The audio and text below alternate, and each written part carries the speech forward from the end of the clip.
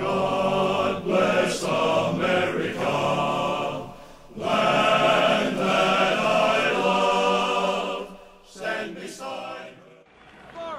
Well, the first thrill tonight was to find myself for the first time in a long time in a movie on prime time.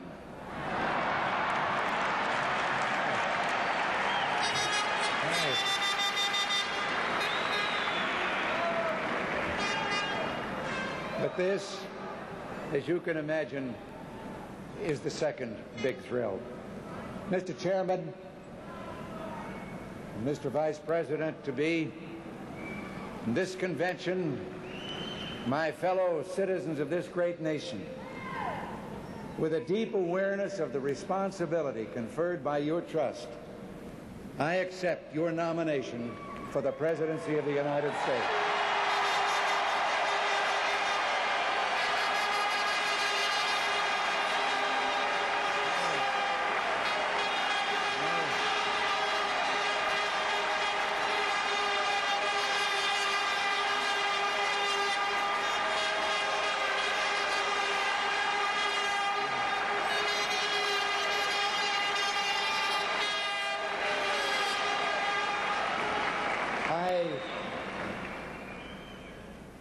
I do so with deep gratitude, and I think also I might interject on behalf of all of us our thanks to Detroit and the people of Michigan and of this city for the warm hospitality that we've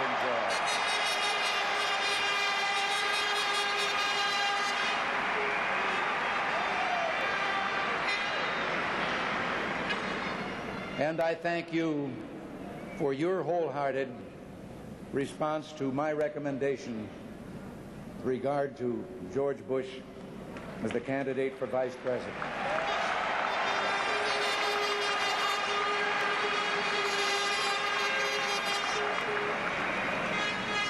I'm very proud of our party tonight. This convention has shown to all America a party united with positive programs for solving the nation's problems.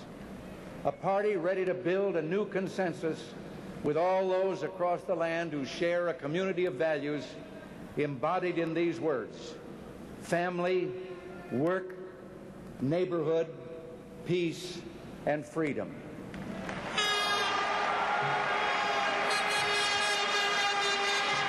Now, I know that we've had a quarrel or two, but as only as to the method of attaining a goal. There was no argument here about the goal. As President, I will establish a liaison with the 50 governors to encourage them to eliminate, wherever it exists, discrimination against women. I will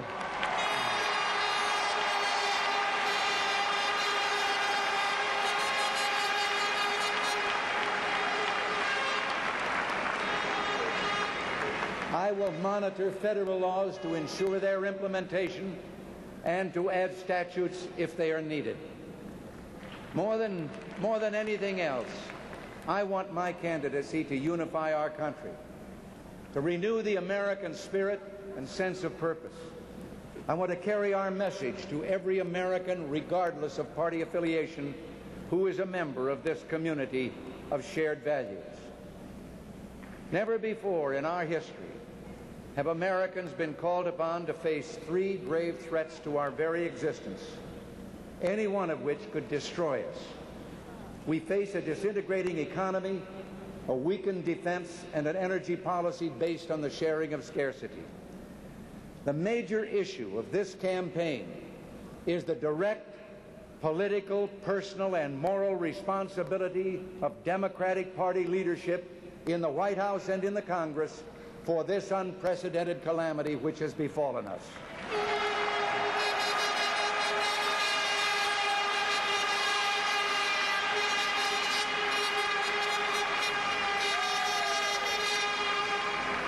They tell us they've done the most that could humanly be done. They say that the United States has had its day in the sun, that our nation has passed its zenith. They expect you to tell your children that the American people no longer have the will to cope with their problems, that the future will be one of sacrifice and few opportunities. My fellow citizens, I utterly reject that view.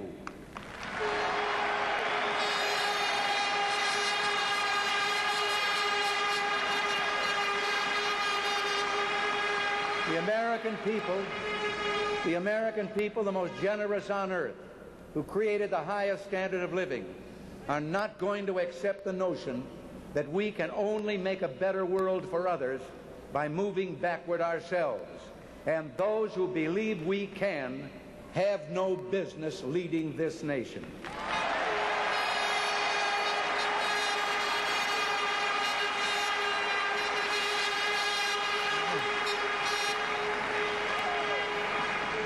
I will not stand by and watch this great country destroy itself under mediocre leadership that drifts from one crisis to the next, eroding our national will and purpose. We have come together here because the American people deserve better from those to whom they entrust our nation's highest offices. And we stand united. We stand united in our resolve to do something about it. We need a rebirth of the American tradition of leadership at every level of government and in private life as well. The United States of America is unique in world history because it has a genius for leaders, many leaders on many levels. But back in 1976, Mr. Carter said, "Trust me." And a lot of people did. And now many of those people are out of work. Many have seen their savings eaten away by inflation. Many others on fixed incomes, especially the elderly, have watched helplessly as the cruel tax of inflation wasted away their purchasing power. And today, a great many who trusted Mr. Carter wonder if we can survive the Carter policies of national defense. Trust Me government asks that we concentrate our hopes and dreams on one man, that we trust him to do what's best for us. Well, my view of government places trust not in one person or one party, but in those values that transcend persons and parties. That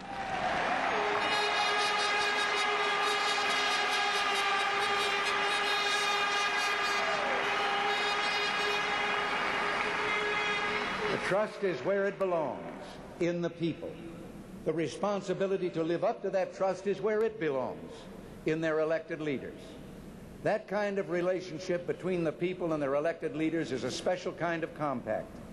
360 years ago in 1620, a group of families dared to cross a mighty ocean to build a future for themselves in a new world. When they arrived at Plymouth, Massachusetts, they formed what they called a compact, an agreement among themselves to build a community and abide by its laws. This single act, the voluntary binding together of free people to live under the law, set the pattern for what was to come. A century and a half later, the descendants of those people pledged their lives, their fortunes, and their sacred honor to found this nation. Some forfeited their fortunes and their lives. None sacrificed honor.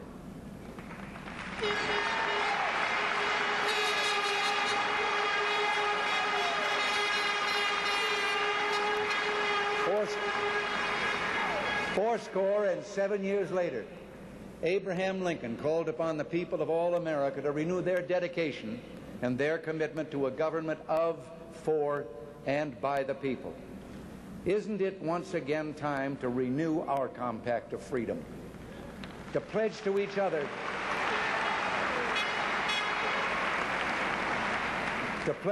other all that is best in our lives, all that gives meaning to them for the sake of this our beloved and blessed land. Together, let us make this a new beginning. Let us make a commitment to care for the needy, to teach our children the virtues handed down to us by our families, to have the courage to defend those values and virtues and the willingness to sacrifice for them. Let us pledge to restore in our time the American spirit of voluntary service, of cooperation, of private and community initiative, a spirit that flows like a deep and mighty river through the history of our nation. As your nominee, I pledge to you to restore to the federal government the capacity to do the people's work without dominating their lives. I pledge to you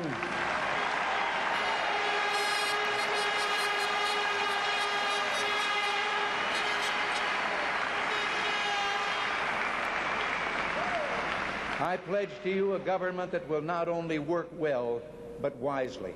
Its ability to act tempered by prudence, and its willingness to do good, balanced by the knowledge that government is never more dangerous than when our desire to have it help us blinds us to its great power to harm us.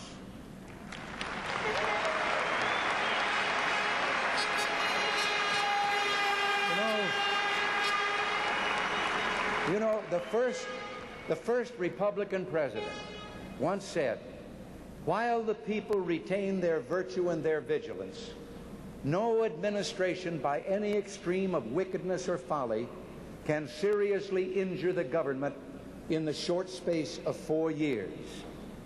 If Mr. Lincoln could see what's happened in the last 3.5 years, he might hedge a little on that statement.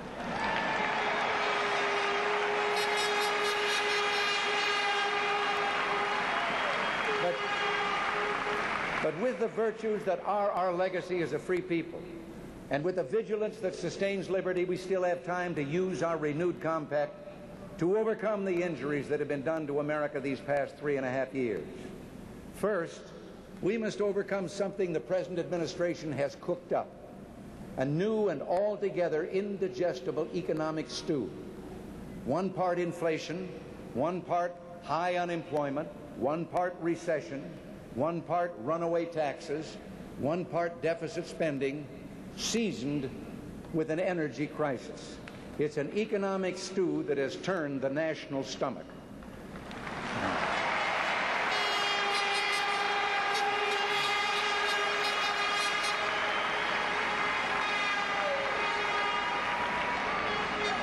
Ours are not problems of abstract economic theory.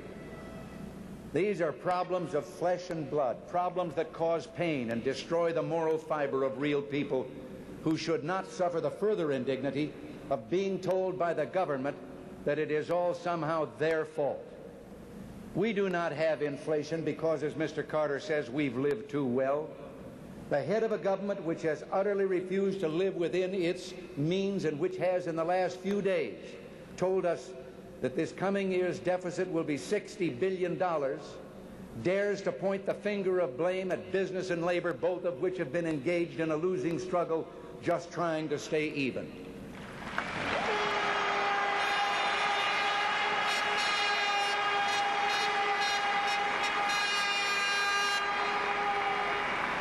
High taxes, we are told, are somehow good for us, as if when government spends our money it isn't inflationary, but when we spend it, it is.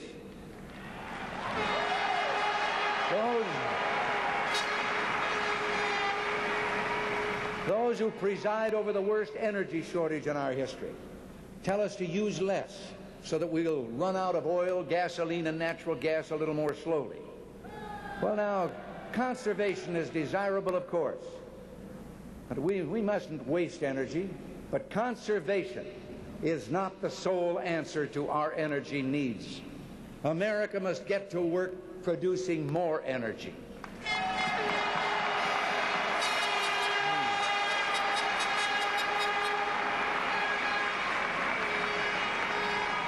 The Republican program for solving economic problems is based on growth and productivity. Large amounts of oil and natural gas lay beneath our land and off our shores untouched because the present administration seems to believe the American people would rather see more regulation, more taxes, and more controls than more energy. Coal offers a great potential. So does nuclear energy produced under rigorous safety standards.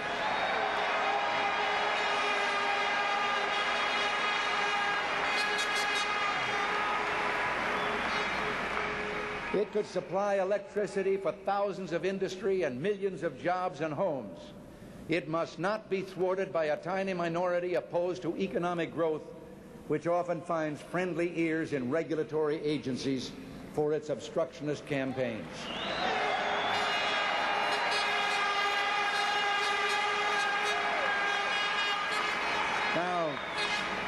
Make no mistake, we will not permit the safety of our people or our environmental heritage to be jeopardized.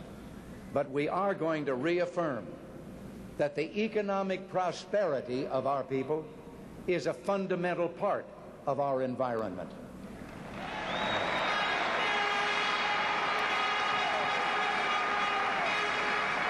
Our problems are both acute and chronic. Yet all we hear from those in positions of leadership are the same tired proposals for more government tinkering, more meddling, and more control, all of which led us to this sorry state in the first place. Can anyone look at the record of this administration and say, well done? Can anyone compare the state of our economy when the Carter administration took office with where we are today and say, keep up the good work?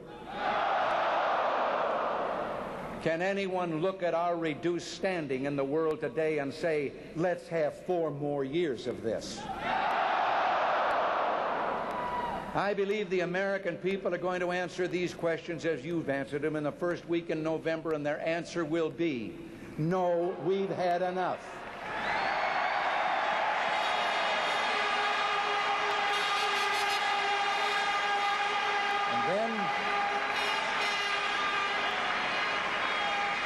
And then it will be up to us, beginning next January 20th, to offer an administration and congressional leadership of competence and more than a little courage. We must have the clarity of vision to see the difference between what is essential and what is merely desirable, and then the courage to bring our government back under control. It is essential. It is essential that we maintain both the forward momentum of economic growth and the strength of the safety net between those in our society who need help. We also believe it is essential that the integrity of all aspects of Social Security be preserved. Beyond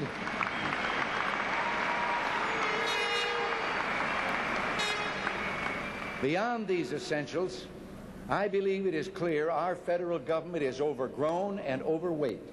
Indeed, it is time our government should go on a diet.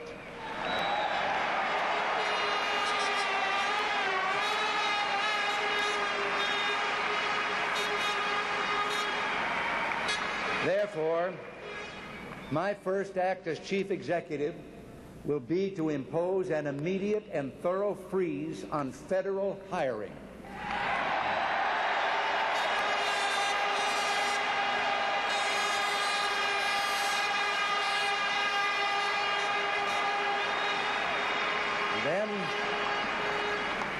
Then we're going to enlist the very best minds from business, labor, and whatever quarter to conduct a detailed review of every department, bureau, and agency that lives by federal appropriation.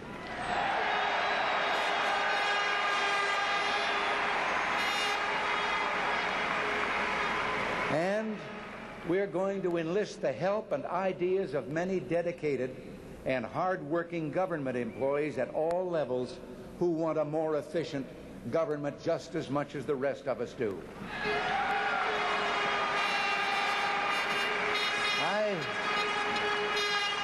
I know that many of them are demoralized by the confusion and waste they confront in their work as a result of failed and failing policies. Our instructions to the groups we enlist will be simple and direct. We will remind them that government programs exist at the sufferance of the American taxpayer and are paid for with money earned by working men and women, and programs that represent a waste of their money, a theft from their pocketbooks, must have that waste eliminated or that program must go.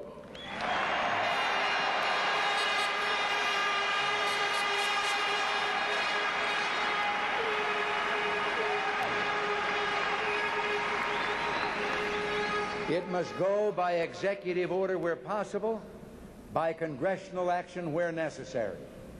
Everything that can be run more effectively by state and local government, we shall turn over to state and local government along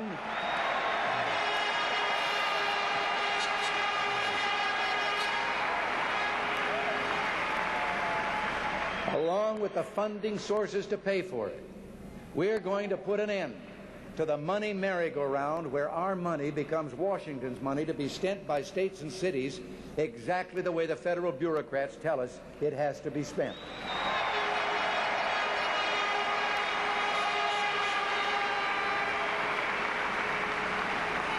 I will not accept the excuse that the federal government has grown so big and powerful that it is beyond the control of any president, any administration, or Congress.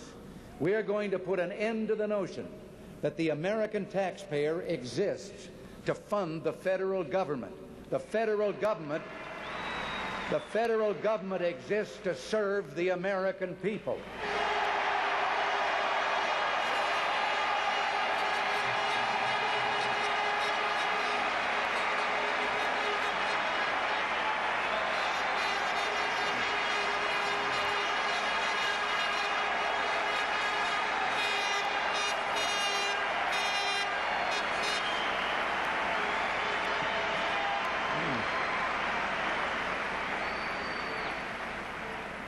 On January 20th, we are going to reestablish that truth.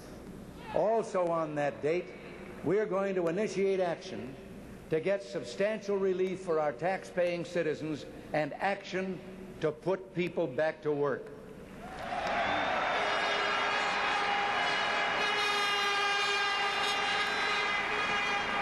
None of this will be based on any new form of monetary tinkering or fiscal sleight of hand. We will simply apply to government the common sense that we all use in our daily lives.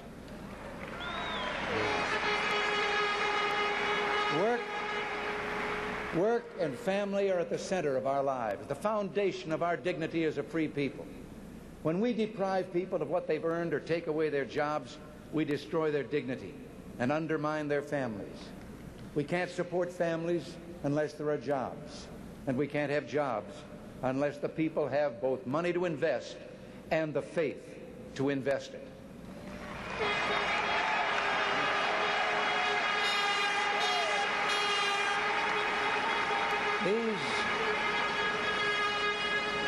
These are concepts that stem from an economic system that for more than 200 years has helped us master a continent, create a previously undreamed of prosperity for our people, and has fed millions of others around the globe. And that system will continue to serve us in the future if our government will stop ignoring the basic values on which it was built and stop betraying the trust and goodwill of the American workers who keep it going.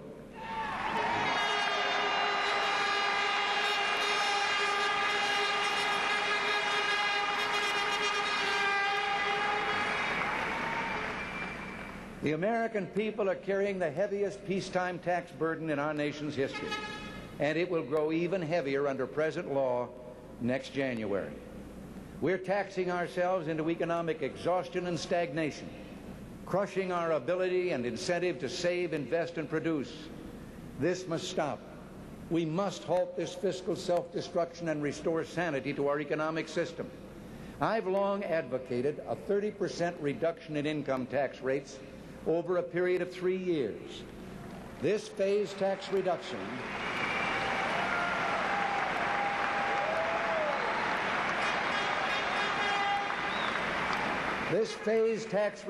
would begin with a 10% down payment tax cut in 1981, which the Republicans in Congress and I have already proposed. A phased reduction of tax rates would go a long way toward easing the heavy burden on the American people, but we shouldn't stop there. Within the context of economic conditions and appropriate budget priorities, during each fiscal year of my presidency, I would strive to go further. This would include improvement in business depreciation taxes so we can stimulate investment in order to get plants and equipment replaced.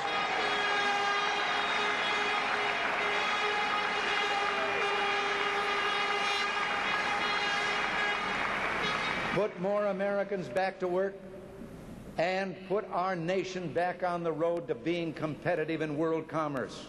We will also work to reduce the cost of government as a percentage of our gross national product.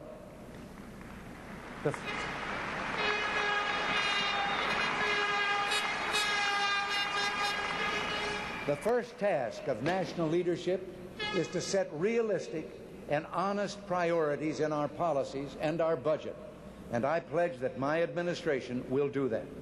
When I talk of tax cuts, I'm reminded that every major tax cut in this century has strengthened the economy, generated renewed productivity, and ended up yielding new revenues for the government by creating new investment, new jobs, and more commerce among our people. The present administration has been forced by us Republicans to play follow the leader with regard to a tax cut.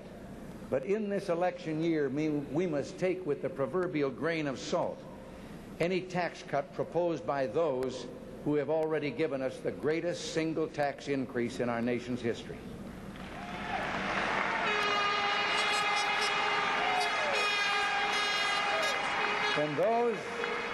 When those in leadership give us tax increases and tell us we must also do with less, have they thought about those who've always had less, especially the minorities? This is like telling them that just as they step on that first rung of the ladder of opportunity, the ladder is being pulled out from under them. That may be the Democratic leadership's message to the minorities, but it won't be our message.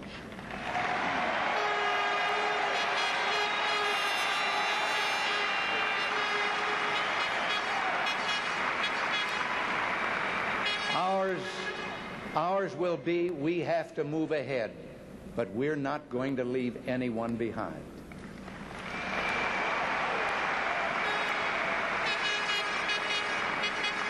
Thanks to the economic policies of the Democratic Party, millions of Americans find themselves out of work.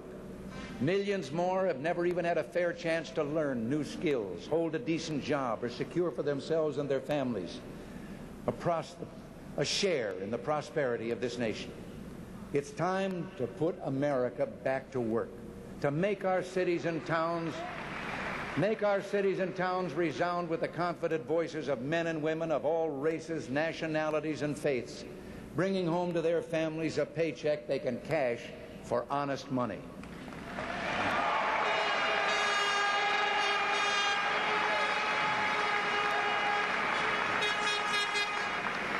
For those without skills, we'll find a way to help them get new skills. For those without job opportunities, we'll stimulate new opportunities, particularly in the inner cities where they live. For those who've abandoned hope, we'll restore hope and we'll welcome them into a great national crusade to make America great again.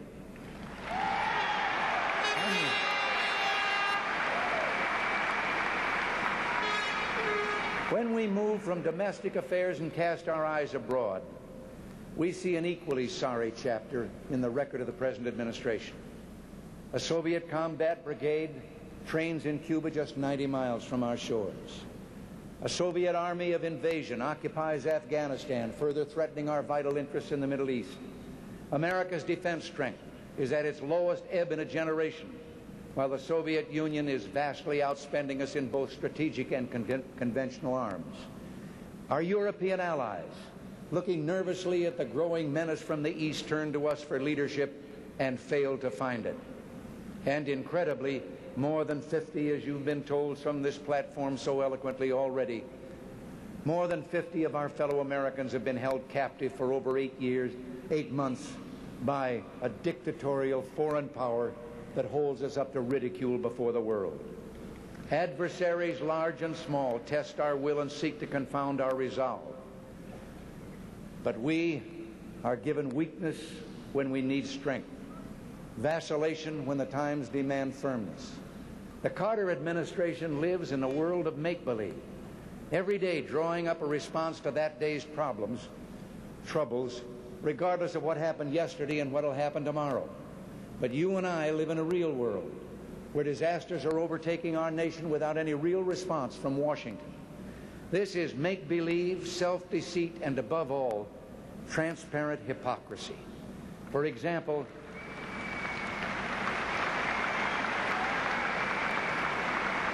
Mr. Carter says he supports the volunteer army, but he lets military pay and benefits slip so low that many of our enlisted personnel are actually eligible for food stamps. Re-enlistment rates drop. And just recently, after he fought all week against a proposed pay increase for our men and women in the military, he then helicoptered out to the carrier, the USS Nimitz, which was returning from long months of duty in the Indian Ocean, and told the crew of that ship that he advocated better pay for them and their comrades. Where does he really stand now that he's back on shore?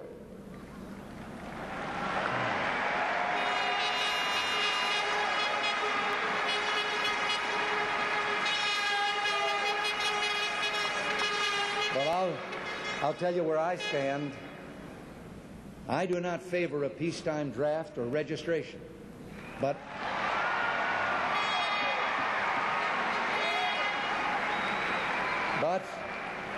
I do favor pay and benefit levels that will attract and keep highly motivated men and women in our volunteer forces.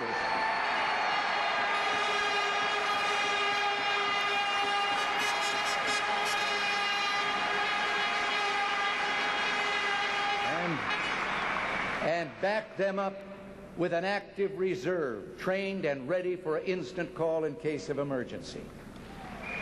You know, there may be a sailor at the helm of the ship of state, but the ship has no rudder. Critical decisions are made at times almost in comic fashion, but who can laugh? Who was not embarrassed when the administration handed a major propaganda victory in the United Nations to the enemies of Israel, our staunch Middle East ally for 3 decades, and then claimed that the American vote was a mistake, the result of a failure of communication between the President, his Secretary of State, and his UN ambassador? Who does not feel a growing sense of unease as our allies, facing repeated instances of an amateurish and confused administration, reluctantly conclude that America is unwilling or unable to fulfill its obligations as leader of the free world? Who does not feel rising alarm when the question in any discussion of foreign policy is no longer should we do something, but do we have the capacity to do anything? The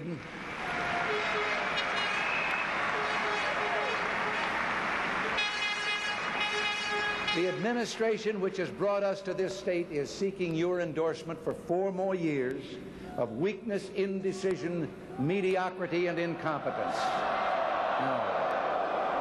No American should vote until he or she has asked, is the United States stronger and more respected now than it was 3.5 years ago? Is the world safer, a safer place in which to live? It is the responsibility of the President of the United States in working for peace to ensure that the safety of our people cannot successfully be threatened by a hostile foreign power. As President, fulfilling that responsibility will be my #1 priority.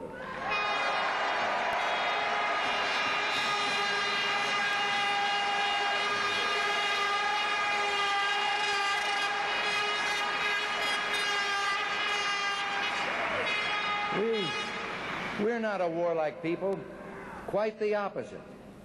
We always seek to live in peace. We resort to force infrequently and with great reluctance, and only after we've determined that it's absolutely necessary.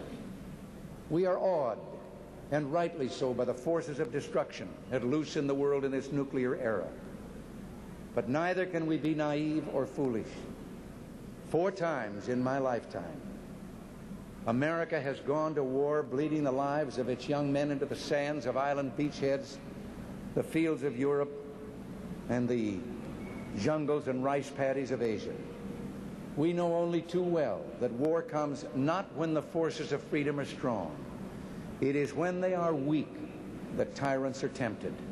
We simply cannot learn these lessons the hard way again without risking our destruction.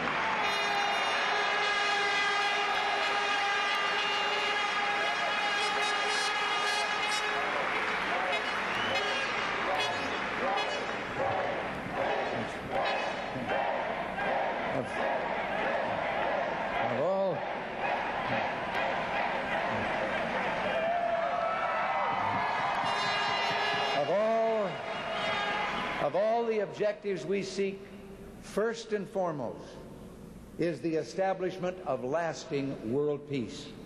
We must always stand ready to negotiate in good faith, ready to pursue any reasonable avenue that holds forth the promise of lessening tensions and furthering the prospects of peace.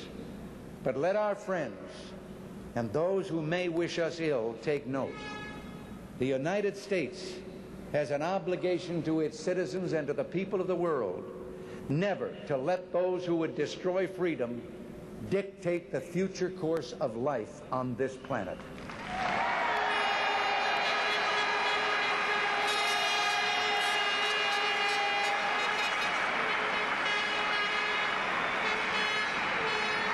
I would regard my election as proof that we have renewed our resolve to preserve world peace and freedom, that this nation will once again be strong enough to do that.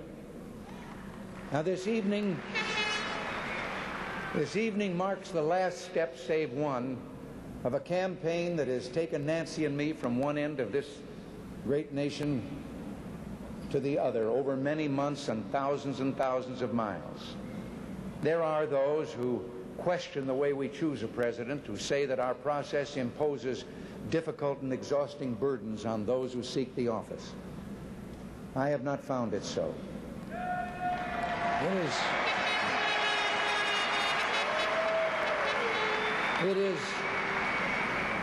It's impossible to capture in words the splendor of this vast continent which God has granted as our portion of His creation. There are no words to express the extraordinary strength and character of this breed of people we call American.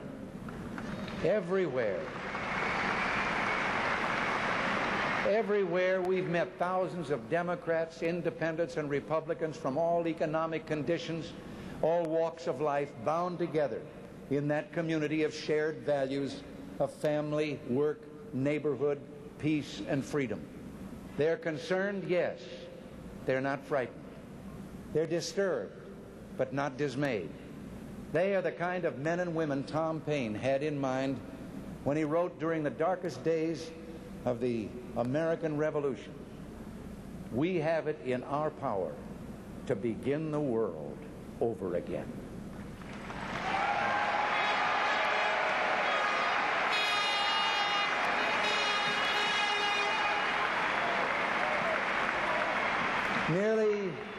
Nearly 150 years after Tom Paine wrote those words, an American president told the generation of the Great Depression that it had a rendezvous with destiny. I believe this generation of Americans today also has a rendezvous with destiny.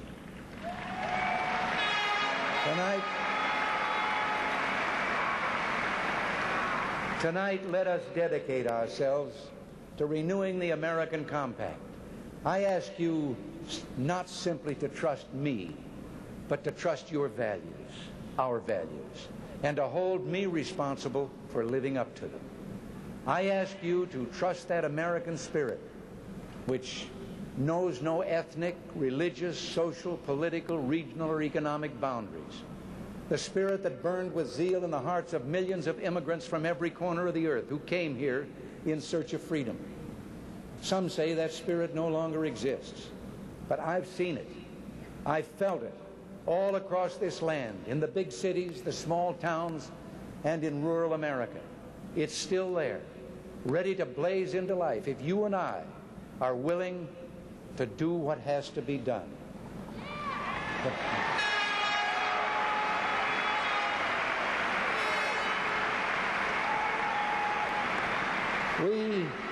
We have to do the practical things, the down-to-earth things such as creating policies that will stimulate our economy, increase productivity, and put America back to work. The time is now to limit federal spending, to insist on a stable monetary reform, and to free ourselves from imported oil. The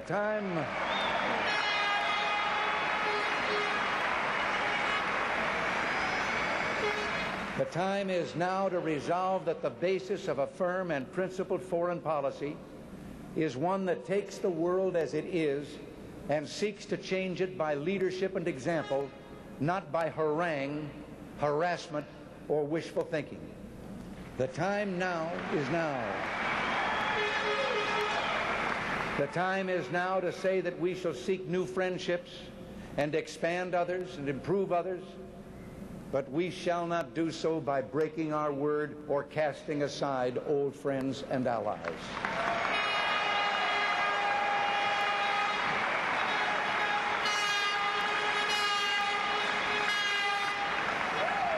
And the time is now to redeem promises once made to the American people by another candidate in another time and another place.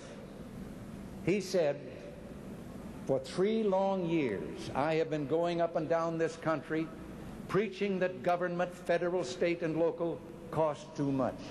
I shall not stop that preaching. As an immediate program of action, we must abolish useless offices. We must eliminate unnecessary functions of government. We must consolidate subdivisions of government and, like the private citizen, give up luxuries which we can no longer afford." And then he said, "I propose to you, my friends, and through you, that government of all kinds, big and little, be made solvent, and that the example be set by the President of the United States and his cabinet." End of quote. That was Franklin Delano Roosevelt's words as he accepted the Democratic nomination for president in 1932. The time is now, my fellow Americans, to recapture our destiny, to take it into our own hands. And to do this, we'll take many of us working together. I ask you tonight, all over this land, to volunteer your help in this cause so that we can carry our message throughout the land. Isn't it time that we, the people, carry out those unkept promises that we pledged to each other and to all America on this July day, 48 years later, that now we intend to do just that?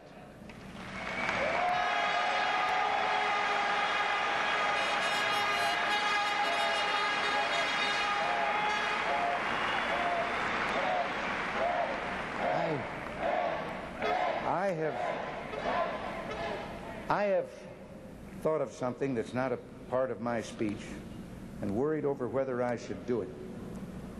Can we doubt that only a divine providence placed this land, this island of freedom, here as a refuge for all those people in the world who yearn to breathe free? Jews and Christians enduring persecution behind the Iron Curtain, the boat people of Southeast Asia, of Cuba, and of Haiti, the victims of drought and famine in Africa, the freedom fighters in Afghanistan, and our own countrymen held in savage captivity. I'll confess that I've been a little afraid to suggest what I'm going to suggest. I'm more afraid not to. Can we begin our crusade? Join together in a moment of silent prayer.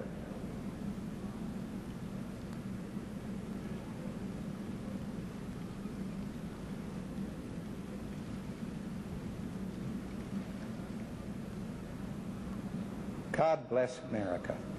Thank you.